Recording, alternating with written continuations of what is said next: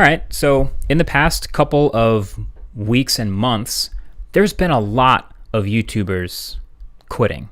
A lot of OG creators from people who've been doing it 8, 9, 10, 12, 15 years, legends and people who we all are familiar with who've been around YouTube for a long time, retiring or leaving or cutting back or whatever you want to call it. And yeah, I've noticed, and a lot of you guys have asked me for my thoughts or to chime in. Not that this isn't one of those videos, I'm not doing that, but I do have my own situation. I've been at this a long time, and so I figured I'd throw in my 2 cents. Figured I would chime in. So first of all, this thing that we're doing here, this is a dream job. No question about it. Like, we cannot forget that. I think there's a stat, I've referenced it before, but what you ask children of the 2010s and 2020s what they want to be when they grow up, and the most popular answer is YouTuber.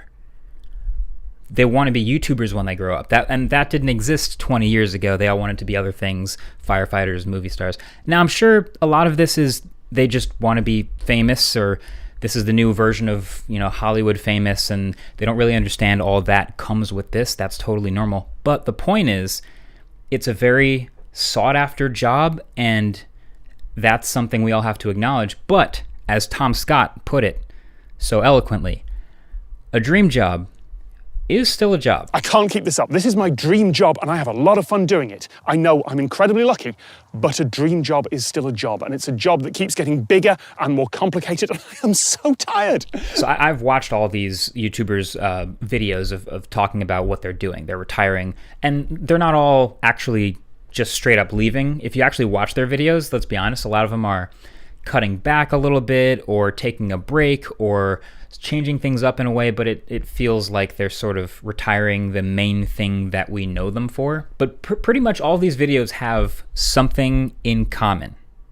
So I'm going to use an analogy to I like analogies, I've said this before. I'm going to use one to explain sort of how it feels in my head. So the way I explain, because I get asked all the time, what do you recommend for someone who wants to be a YouTuber? And I liken it to being a professional athlete. Pick a sport. Pick whatever sport you want. Basketball, for example. There's one thing to actually do the sport just for fun, to go to the park to play basketball for free, to go to the gym with your friends to play basketball. You can do that as much as you want, but there is a certain level of hard work, dedication, strategy, and talent, and let's be honest, luck that is involved in being able to turn that hobby, that passion, into a job, to actually become a full-time professional basketball player. That is a very sought-after job, and a very small number of people who actually get to do that. And so if you really want to turn the passion into the job, you have to be willing to put in a ton of hours and to be totally happy playing a ton of basketball in the park for free, playing a ton of basketball in the gym and working on the skills for free, not getting paid a dime. And that may possibly lead to you being able to turn it into a job. And you have to be able to be very comfortable doing it for free for a long time, even if you don't make a dime.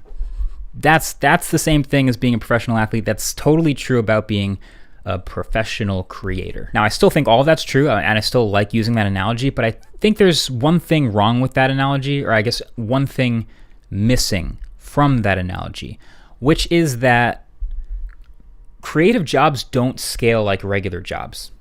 It's just not quite the same.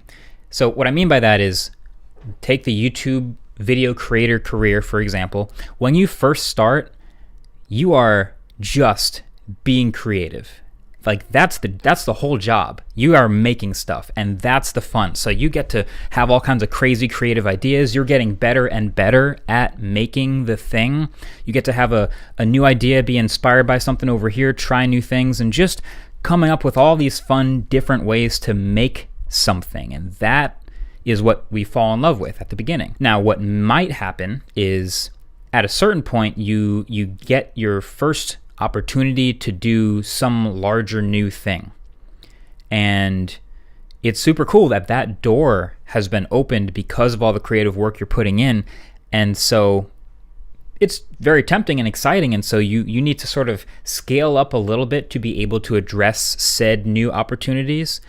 And so you do that, and it's awesome, and it's an advancement clearly, but now you're spending time on that scaling up and less time on the being creative thing. So like here's a basic example. You're let's say you're a video creator, you're doing your thing, you're getting creative, you're writing, editing, shooting, doing all the fun creative stuff, and then you're making some AdSense revenue as well. So it's a hobby that's making some money. Great. A brand comes along and they offer this super awesome, unique opportunity to go shoot a video that you would like to make in some crazy, fun, unique location, and they'll fly you out and give you that access to be able to make this awesome thing. Sick. Yeah, that's an advancement, and that's something that's unlocked by the creative things you've been doing. And so you do it, but in that process, you now also have to manage the communications with the brand. That's the inbox stuff. You're doing invoicing, and then now it's the accounting and the taxes that come with that, and the negotiation in between, and the travel. It's just a little bit of extra work, and it doesn't seem like a big deal, but that is some more time spent doing something that isn't being creative, when the job is still supposed to be the being creative part. You see what I mean? Does that make sense? There are all types of examples of this all over the creative world. Pick any genre, whether it's working with a brand or doing some new opportunity, something somewhere that comes from you being creative.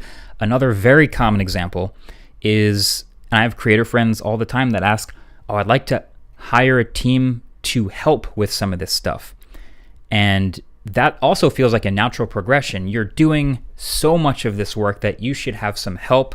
You should have a team to help you do that. And you do get the help, but now a lot more of your time is actually spent managing those people and that team, which is taking away from the actual being creative part. So the point is, creative jobs don't scale quite like regular jobs. And this is the thing that I see in a lot of other channels and creators and a lot of the videos I'm watching, which is the more you scale up to address these awesome new opportunities and level up, the less of your job is the original thing that we fell in love with, which is being creative. So how do you avoid that?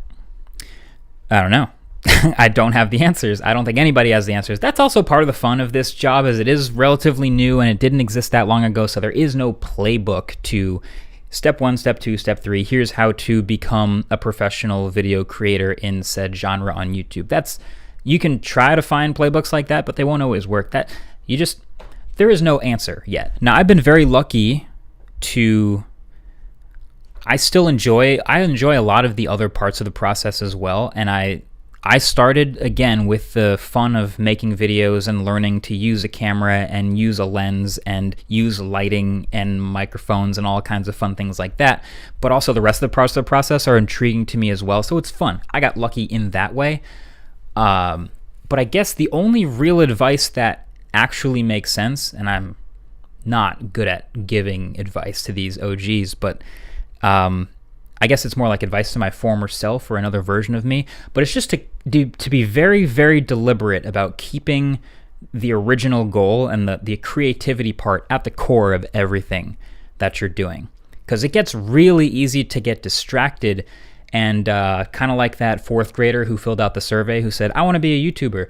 It's easy to get distracted by the thought of the scale and the money and the fame and the fun that seems like it comes with this with no effort. But if you do fall into the trap of chasing algorithmic changes or chasing the views or the waves of things that happen on YouTube, it is definitely it's like a carrot on a string. It's never ending. Like, we've all seen the Mr. Beastification of lots of YouTube channels. No offense, Jimmy. I love you, Jimmy. But there are a lot of other channels that look at what Jimmy's doing as a end goal for themselves.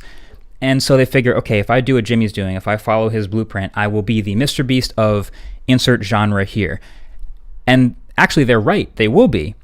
But they don't realize all the other things that come with that. It's like a treadmill.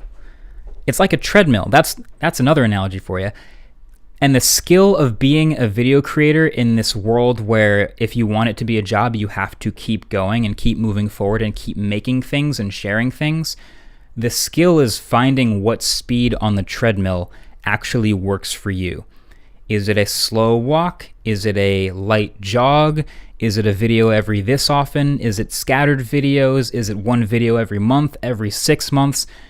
That is a real skill and a challenge to find what actually works that satisfies both the external goals of growing your thing and the internal goals of flexing the creative muscle. Sorry, this is getting philosophical, but have you seen the Daft Punk music video from, I guess, after the last album, but for Infinity Repeating, where the AI character's like walking, it walks slowly, a little bit faster, and the whole time it's a fine pace, but the second it tries to start accelerating, very quickly towards the end of the video, it just like falls apart, and it's too much. That's what burnout looks like. So in my world, if you've watched tech YouTube videos, for example, which I guess if you're here, you have, that looks like you cannot make every tech video. At least I can't. Maybe you can, but I can't review every single phone that comes out. I just recently, we had the Galaxy S24 stuff come out, and the OnePlus 12 is around the corner, and the Find 7 Ultra is also, I can't review all 3 phones at once. I'm only one person, so I gotta pick one. I can't dive in and try to satisfy the algorithm every single time. I just can't. So even me today, I am trying to pick the right speed on the treadmill that works for everything that I and my team want to do. And it's challenging. And I'm not saying that the people who are retiring or cutting back haven't done that, but I do think we're all sort of realizing you can't run on the treadmill forever. As viewers, I'm watching Tom Scott and Matt Pat. I'm like, yep, I get it. They're getting off the treadmill. But I'll leave you with one more analogy. And that is for those who are still in the camp of, I would like to go all in on this. I would like to get help and scale up and have a team. So the last analogy I'll leave you with, and I've told this on other people's channels, but I don't think I've ever actually said it on this channel, is the octopus analogy. Sorry, my computer over here just went to sleep with my mic cable plugged in. The octopus analogy. Being a creator on YouTube, if that's what we want to talk about, is just like being an octopus. Meaning, you get creative and you start making videos and you have all this fun with the platform, you are doing several different full-time jobs all at once. You are a full-time writer. You are also a full-time cinematographer. You're behind the camera. You're a lot of times in front of the camera. You're a lot of times a full-time editor. You're also managing the inbox. You're also doing the invoicing, working with brands. There's taxes, the financial accounting, and also just the PR relationships and management and all that content strategy. That's a bunch of different hats. That's like an octopus with 8 arms doing 8 different things all at once. So my only advice is, when getting help, and this makes perfect fundamental sense, but sometimes you have to hear it out loud, you want to get someone who's better at the thing that you're not good at than you, but also you want to find things that you specifically want to cut off. So if you're not good at graphic design and you want the thumbnails to be great, maybe that's a perfect arm to cut off and hand to someone else, and then they can do that task 500 times better than you ever could. I certainly learned that. I recommend that. Just cut off the arms of the taxes. Boom. You can hire an accountant. You can work with people who can help you with that. And that's cutting off an arm and handing it to someone who can do much better. But you can't cut off every arm. And this is another weird part of the analogy, but fun fact, a lot of octopi, anyway, they have 3 hearts. Weird, I know. But they can't cut those out. They have some core functions that always stay with them.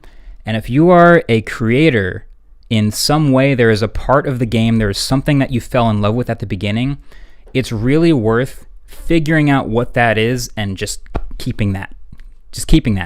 And it's going to be different for every creator. Maybe for you, it's the cinematography, or the editing, or the writing, or the content strategy, whatever it is. There's going to be parts of it, and there may be several parts that you got to keep. You don't cut that off. And that's my octopus analogy for learning to be a creator. Since there is no playbook, I'm just putting this out there. Learn what those 3 hearts are as early and deliberately as you can, and hopefully you can run on the treadmill with other people who control the other legs. This is a Crazy analogy now, but I think you get the idea. Long story short, I don't think we've seen the end of big YouTubers who've been doing it for a long time retiring or cutting back or whatever. I just think we're seeing them finding their hearts. I think they're, Matt Pat's still doing behind the scenes stuff on his channel. Tom Scott's still doing his podcast. Watch the other videos and you'll see them sort of delineating between the outside and the inside internal motivation. And that's why I think it's important. So that's my 2 cents, and I just wanted to get out there for this video. That's all I wrote down. That's all I want to say. If you ever get to live the dream, be very deliberate about it. It was a weird video. Okay, we'll see if I put this up. Thanks for watching. Catch you guys in the next one. Peace.